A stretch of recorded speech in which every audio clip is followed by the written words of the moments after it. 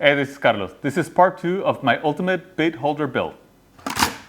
In this video, we're taking it up a notch by utilizing the inside space of the holder and adding some extra features. And yes, we're even throwing some totally unnecessary but super cool LED lights. Let's get started.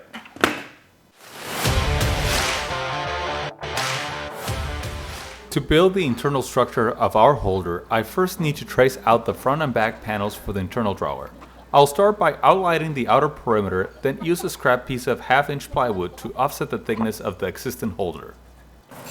I'll then cut the two pieces in the bandsaw. Apply double-sided tape to connect the two boards and align them as accurately as possible. Sanding them together to ensure they're perfectly identical. Seeing the wheels and the buzz go round and round while separating the two boards. Cut a couple of runners to mount the drawer slides. Since my drawer slides are 8 inches in length, I'll cross-cut the boards to match that measurement. And here's where the fun really begins. I did not have a specific plan in mind, so I was designing and experimenting on the fly. My original concept was to create an hexagonal drawer with 3 compartments, and it turned out not as great as I thought. I designed multiple bases with different thicknesses and shapes to see which one will work best.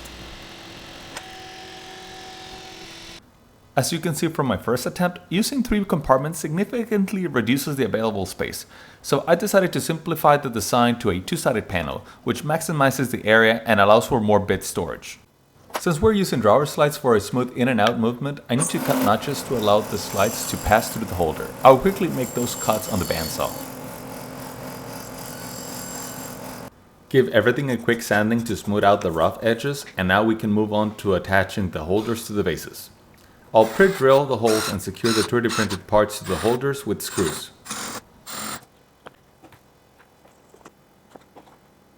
I'm using CA glue once again to hold everything in place, applying it to all the edges and where the faces meet. To maintain consistent spacing, I use a scrap piece of 1/4-inch plywood as a spacer. However, you will see later that I switched to 2 pieces for better spacing. Since the drawer will be carrying some weight and things could shift around, I reinforce the drawer with screws, making sure to pre-drill and countersink them. During the first dry fit, I ran into a small issue. Some bright nail tips were poking through from the initial build of the bit holder.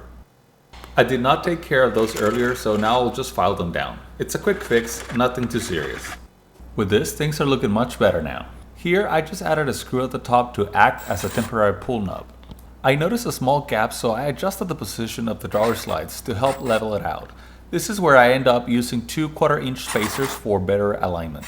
To keep the drawer slides from shifting while attaching them, I use a bit of double-sided tape to hold them in place. Then I used my 90-degree attachment tool to drive in the screws for the slides, which made the process much easier. It's coming together nicely, but I realize I need a bit of more clearance to ensure the drawer slides smoothly without any obstruction. So I'll make a few more adjustments for a perfect fit. And by that, I mean a little bit of sanding. I use a scrap piece of plywood as a spacer to keep the drawer elevated while I figure out a solution to hold it in place. And after thinking it over, I decided to stick with the same mechanical principle that was already keeping the drawer up. I needed a mechanism that could swing into place when the drawer is open, preventing it from sliding back in, and then retract when needed. So it will need to pivot around a fixed point and be pulled back in with a spring or similar device. I've roughly estimated the pivot point, mark it down on my piece, and drill it out to see if the idea will work. I proceeded with the plan by using a set of washers temporarily as spacers and hand tightened the lever in place. Eventually, I opted for a rubber band to act as a spring since it was a cheap solution and I had few laying around. To secure the other end of the rubber band, I added a hook aligned with the top of the lever. I drilled a small hole and manually installed the hook. Next, I modified the original top of the holder. I set up my bandsaw to carefully remove only the alignment pieces. To ensure a smooth movement, I added a thin strip of aluminum for the lever to glide against, preventing it from catching on the wood. Then I added a decorative perimeter ring that also serves to catch the lever at the top of its motion. Where the aluminum meets the ring, there's a slight slope to catch the lever's stop perpendicularly. This slope also helps with unlocking since the lever is already at an angle. I'm just performing some final checks prior to the painting of the drawer. I'm just checking here the spacers I will use to replace those washers in the lever after the paint job. And here I'm just testing out the motion with the locking mechanism. I will then add a hole in the top center to the wood and the 3D printed parts. And no worries, all the 3D printed parts have been corrected to account for all the changes done during the video. And now it's painting time. While I paint the drawer, I want to take a moment to thank you for watching. If you're enjoying this video, don't forget to comment, like and subscribe. It really helps out the channel and keeps me motivated to bring you more great content. We now have 1,704 subscribers, and I would like your help to get this number even higher. Your support means a lot and helps the channel grow. While the paint was drying, I shifted focus to the electronics. I decided to add some completely unnecessary but super cool LED lights, because why not? I'll spare you the details of the soldering and wiring, but I'll include a picture of the electrical circuit. This is nothing fancy. These are 12-volt LED lights, but a 9-volt battery does the trick just fine.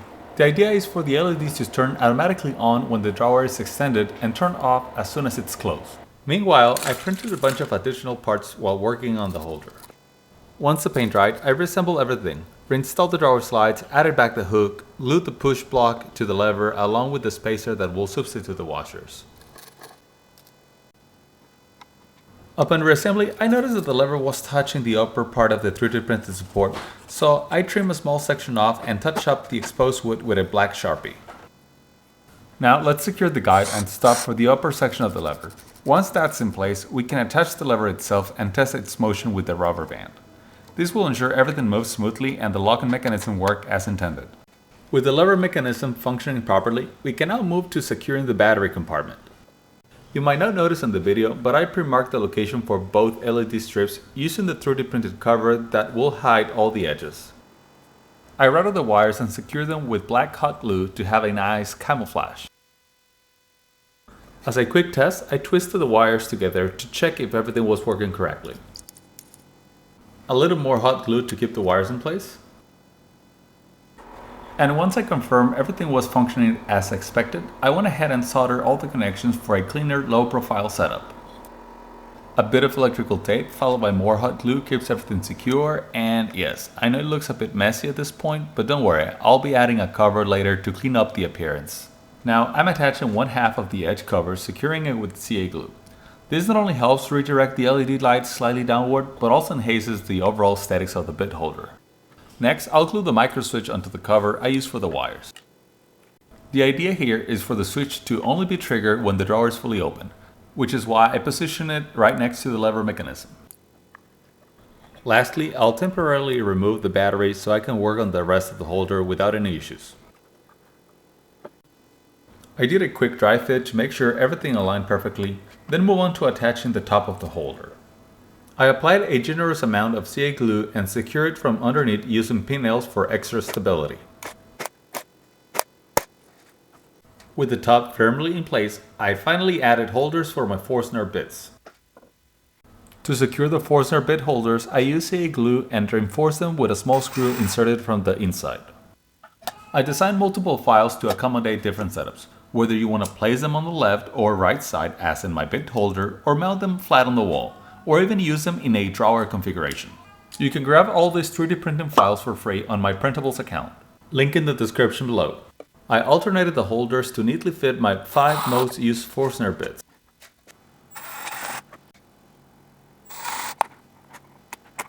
Then I added a handle to the top of the drawer to make it easier to pull out. This handle was secured with 2 screws for durability.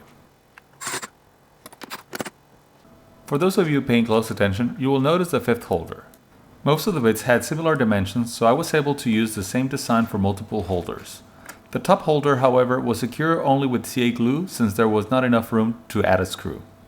As you can see from the shake test, these bits aren't going anywhere. The coin magnets are incredibly strong.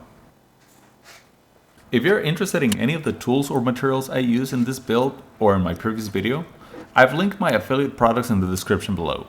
Using these links doesn't cost anything extra, but it does help to support the channel with a small commission. So thank you for your support. Every click means a lot. Alright, so for the other side of the holder, I've gone with a simpler setup for my set of spade bits. I've used coin magnets and dividers to keep everything neatly in place. I was not planning on using the bottom magnets, but I still had enough and I went for that extra magnet click. I did end up with a bit of extra space in front of the compartment, which could be perfectly for adding a specialty bit later on, or as one of you cleverly suggested, maybe even as a secret stash for shop cash, just in case you need to hide it from the wife. And as a bonus, you can hear my adorable assistant in the background singing Baby Shark while refusing to take off her earmuffs. Gotta love it.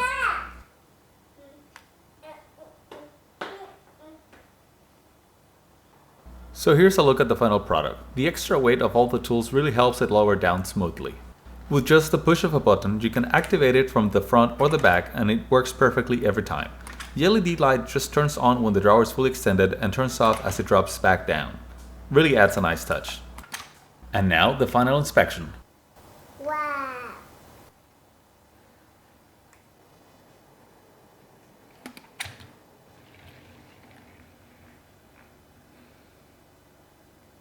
If you like this video, please give it a thumbs up and consider subscribing for more projects like this. Thanks for watching. I'll see you in the next one.